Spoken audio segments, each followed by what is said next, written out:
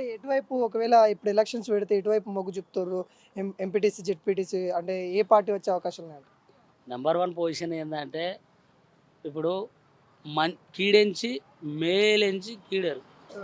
కీడెంచి మేలు. కీడెంచి మేలెరుగు. హ్మ్. అయితే కీడుని ఎంచుకున్నారు. హ్మ్. గతంలో సరే అయినా కాంగ్రెస్ కూడా ఒకసారి వస్తే వాళ్ళకి అవకాశం ఇద్దామని చూసిర్రు. అది కీడైనా కూడా కీడెంచుకున్నారు. ఎంచుకున్నా కూడా పరిస్థితి గదే దుర్భరంగా ఉన్నది.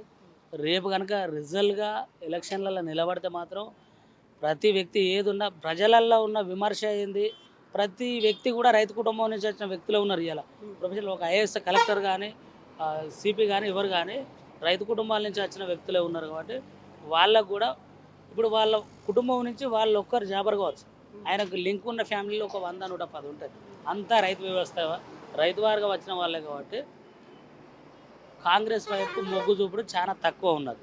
ప్రతి వ్యక్తిలో కూడా వ్యతిరేకత ఉన్నది.